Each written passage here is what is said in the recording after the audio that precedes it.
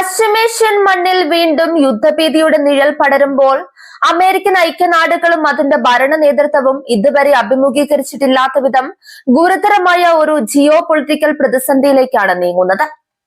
US president Donald ട്രംപിന്റെ മുൻപിൽ ഇപ്പോൾ ഉയർന്നു വന്നിരിക്കുന്നത് കേവലം ഒരു നയതന്ത്ര വെല്ലുവിളി മാത്രമല്ല, മറിച്ച് അമേരിക്കൻ സൈനിക ശക്തിയുടെ അടിത്തറയെ തന്നെ ചോദ്യം ചെയ്യുന്ന ഒരു വൻകര യുദ്ധഭീഷണിയാണ്.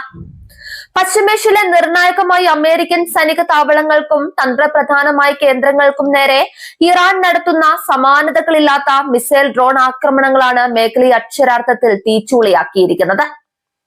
ഇറാന്റെ പക്കലുള്ള അത്യാധുനിക ബാലിസ്റ്റിക് മിസൈലുകളും ക്രൂയിസ് മിസൈലുകളും ആക്രമണകാരികളായ ഡ്രോണുകളും ഒരേ സമയം അമേരിക്കൻ കേന്ദ്രങ്ങളിലേക്ക് പതിക്കുമ്പോൾ പശ്ചിമേഷ്യയിലെ സുരക്ഷാ സമവാക്യങ്ങൾ പൂർണ്ണമായും തകരുകയാണ്.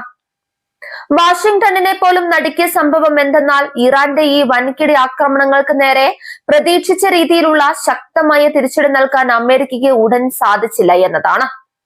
അമേരിക്കൻ സൈന്യം തങ്ങളുടെ ആക്രമണങ്ങൾ താൽക്കാലികമായി നിർത്തിവെക്കുകയോ മന്ദഗതിയിലാക്കുകയോ ചെയ്തുവെന്ന വാർത്തകൾ പുറത്തു വന്നതോടെ ലോകമെമ്പാടുമുള്ള സൈനിക നിരീക്ഷകർ ആശ്ചര്യത്തോടെയാണ് ഈ നീക്കത്തെ നോക്കിക്കാണുന്നത്. US സൈന്യത്തിന്റെ ഈ അപ്രതീക്ഷിത പിന്മാറ്റത്തിന് പിന്നിൽ ഗുരുതരമായ ആയുധക്ഷാമമാണെന്ന റിപ്പോർട്ടുകളാണ് ഇപ്പോൾ പുറത്തു വരുന്നത്. അത്യാധുനിക മിസൈലുകൾ, വ്യോമ പ്രതിരോധ സംവിധാനത്തിനായുള്ള ആർസനലുകൾ, കൃത്യതയാർന്ന ഗൈഡഡ് ആയുധങ്ങൾ എന്നിവയുടെ ശേഖരത്തിൽ വൻ കുറവുണ്ടായതാണ് ട്രംപ് ഭരണകൂടത്തെ ഉടനടിയുള്ള ശക്തമായ പ്രത്യാക്രമണത്തിൽ നിന്ന് പിന്നോട്ടടിച്ചത് എന്ന പ്രചാരണവും ശക്തമാണ്. ദീർഘകാലമായി തുടരുന്ന അന്താരാഷ്ട്ര സംഘർഷങ്ങളും മറ്റ് യുദ്ധമേഖലകളിലേക്ക് ആയുധങ്ങൾ നൽകിയതും അമേരിക്കൻ പ്രതിരോധ സംഭരണശാലകളെ വലിയ അളവിൽ ബാധിച്ചിട്ടുണ്ടെന്നാണ് വിദഗ്ധർ ചൂണ്ടിക്കാണിക്കുന്നത്.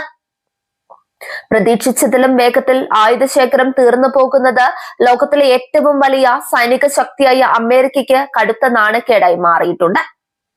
മുൻ US പ്രതിരോധ സെക്രട്ടറി അടക്കമുള്ള പ്രമുഖ സൈനിക വിദഗ്ധർ ഇതിനോടകം തന്നെ ഡൊണാൾഡ് ട്രംപിന്റെ നയങ്ങൾക്കെതിരെ പരസ്യ മുന്നറിയിപ്പുമായി രംഗത്തെത്തി. ഒരിക്കലും ജയിക്കാൻ സാധിക്കാത്ത ഒരു യുദ്ധക്കെണിയിലേക്കാണ് ട്രംപ് അമേരിക്കൻ സൈന്യത്തെ തള്ളിയിട്ടിരിക്കുന്നത് എന്ന് മുൻ പ്രതിരോധ സെക്രട്ടറി തുറന്നടിച്ചു. ഇറാനുമായി നേരിട്ടൊരു ദീർഘകാല യുദ്ധത്തിൽ ഏർപ്പെടുന്നത് അമേരിക്കയുടെ സൈനിക ബലത്തെയും സാമ്പത്തിക ഭദ്രതയെയും പൂർണ്ണമായും തകർത്തു കളയുമെന്ന് ഇവർ മുന്നറിയിപ്പ് നൽകുന്നുണ്ട്. ആധുനിക യുദ്ധതന്ത്രങ്ങളിൽ ഇറാന്റെ അസമമായ ആക്രമണശേഷിയും അവരുടെ വ്യാവസായിക ഉൽപാദന ശേഷിയും നിസ്സാരമായി കാണാനാകില്ലെന്ന് വിദഗ്ധർ വിലയിരുത്തുന്നു. ഇറാന്റെ തന്ത്രപ്രധാനമായ ഭൂമിശാസ്ത്രപരമായ സ്ഥാനവും അവർ കൈവരിച്ച ഡ്രോൺ മിസൈൽ സാങ്കേതിക വിദ്യയും പരമ്പരാഗത സൈനിക നീക്കങ്ങളെ പ്രതിരോധിക്കാൻ പോകുന്നതാണ്. ആകാശമാർഗമുള്ള ആക്രമണങ്ങളെ പ്രതിരോധിക്കാൻ അമേരിക്ക കോടിക്കണക്കിന് ഡോളർ വിലമതിക്കുന്ന പ്രതിരോധ മിസൈലുകൾ ഉപയോഗിക്കുമ്പോൾ ഇറാൻ താരതമ്യേന കുറഞ്ഞ ചെലവിലുള്ള ഡ്രോണുകളാണ് ഉപയോഗിക്കുന്നത്. ഇത് അമേരിക്കൻ സാമ്പത്തിക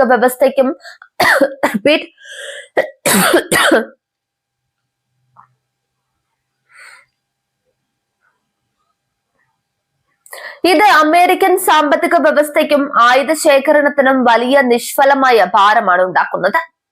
പശ്ചിമേഷ്യയിൽ വിന്യസിച്ചിരിക്കുന്ന ആയിരക്കണക്കിന് അമേരിക്കൻ സൈനികരുടെ ജീവൻ ഇപ്പോൾ നേരിട്ടുള്ള ഭീഷണിയിലാണ്.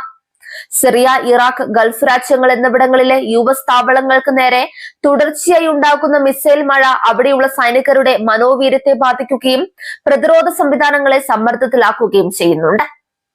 ഡൊണാൾഡ് ട്രംപിനെ സംബന്ധിച്ചിടത്തോളം ആഭ്യന്തര രാഷ്ട്രീയത്തിലും ഇത് വലിയ തിരിച്ചടിയാണ് ഉണ്ടാക്കുന്നത്. അമേരിക്ക ഫസ്റ്റ് എന്ന മുദ്രാവാക്യം ഉയർത്തി വിദേശ യുദ്ധങ്ങളിൽ നിന്ന് പിന്മാറുമെന്ന് വാഗ്ദാനം ചെയ്ത് അധികാരത്തിൽ വന്ന ട്രംപ് ഇപ്പോൾ പശ്ചിമേഷ്യയിലെ ഏറ്റവും വലിയ യുദ്ധച്ചൂഴിയിൽ അകപ്പെട്ടിരിക്കുകയാണെന്ന വിമർശനം ഡെമോക്രാറ്റുകളിൽ നിന്നും സ്വന്തം പാർട്ടിയിലെ ഒരു വിഭാഗത്തിൽ നിന്നും ഉയരുന്നുണ്ട്. അമേരിക്കൻ കോൺഗ്രസിലും ഇതിന്റെ പ്രതിധ്വനികൾ ദൃശ്യമാണ്. ഇറാനെതിരെയുള്ള സൈനിക നീക്കങ്ങൾക്ക് മുൻകൂട്ടി അനുമതി വാങ്ങണമെന്നും രാജ്യത്തെ ഇനിയൊരു ദീർഘകാല യുദ്ധത്തിലേക്ക് തള്ളിയിടരുതെന്നും ആവശ്യപ്പെട്ട് ജനപ്രതിനിധികൾ ശബ്ദമുയർത്താൻ തുടങ്ങി. ഈ യുദ്ധ സാഹചര്യം ആഗോള സാമ്പത്തിക രംഗത്തും വലിയ ആഘാതമാണ് ഉണ്ടാക്കുന്നത്. പശ്ചിമേഷ്യയിലെ സംഘർഷം കടുക്കുമ്പോൾ ആഗോള വിപണിയിൽ അസംസ്കൃത എണ്ണവില കുതിച്ചുയരുകയും അത് ലോകമെമ്പാടും പണപ്പെരുപ്പത്തിന് കാരണമാവുകയും ചെയ്യും. പ്രത്യേകിച്ച് ഹോർമസ് കടലിടുക്ക് പോലുള്ള തന്ത്രപ്രധാനമായ കപ്പൽ പാതകൾ അടയ്ക്കപ്പെടാനുള്ള സാധ്യത അന്താരാഷ്ട്ര വാണിജ്യ മേഖലയെ ഭീതിയിലാഴ്ത്തിയിട്ടുണ്ട്. ലോകത്തെ ഇന്ധന വിതരണത്തിന്റെ വലിയൊരു ഭാഗം കടന്നു പോകുന്ന ഈ പാതയിൽ ഇറാന്റെ സ്വാധീനം വളരെ വലുതാണ്.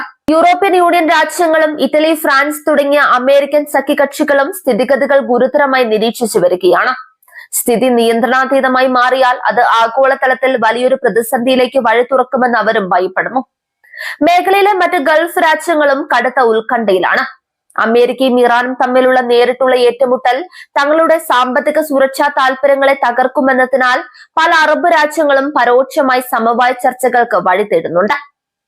അമേരിക്കയുടെ പ്രതിരോധ വ്യവസായ രംഗം പുതിയ ആയുധങ്ങൾ ഉൽപ്പാദിപ്പിക്കാൻ തീവ്രമായി ശ്രമിക്കുന്നുണ്ടെങ്കിലും അതിന് മാസങ്ങളോ വർഷങ്ങളോ എടുത്തേക്കാമെന്നാണ് റിപ്പോർട്ടുകൾ പറയുന്നത്. അടിയന്തരമായി മിസൈലുകളും പ്രതിരോധ സാമഗ്രികളും എത്തിക്കുക എന്നത് അമേരിക്കൻ ലോജിസ്റ്റിക്സ് വിഭാഗത്തിന് വലിയ വെല്ലുവിളിയാണ്. അതിനിടെ അമേരിക്കയുടെ രാഷ്ട്രീയവും സൈനികവുമായ ഈ പതർച്ച തങ്ങൾക്ക് അനുകൂലമാക്കാൻ ഇറാൻ തന്ത്രപരമായി ശ്രമിക്കുകയാണ്. ആഗോളതലത്തിൽ അമേരിക്കയുടെ ആധിപത്യം അവസാനിപ്പിക്കുകയാണെന്ന പ്രചാരണം ശക്തിപ്പെടുത്താൻ ഇറാന്റെ മാധ്യമങ്ങളും നയതന്ത്രജ്ഞരും മുന്നിട്ടിറങ്ങിയിട്ടുണ്ട്. ട്രംപ് ഭരണകൂടം ഇപ്പോൾ ഒരു ഇരുതല മൂർച്ചയുള്ള വാളിന്റെ മുനയിലാണ്. ആക്രമിച്ചു മുന്നോട്ടു പോയാൽ ആയുധക്ഷാമവും വൻ സൈനിക നഷ്ടവും നേരിടേണ്ടി വരും. മറിച്ച് ആക്രമണം നിർത്തിവെച്ച് പിന്മാറിയാൽ അത് അന്താരാഷ്ട്ര തലത്തിൽ അമേരിക്കയുടെ പ്രതിച്ഛായയ്ക്കും ട്രംപിന്റെ രാഷ്ട്രീയ ഭാവി ഏൽപ്പിക്കുന്ന ആഘാതം ചെറുതായിരിക്കില്ല.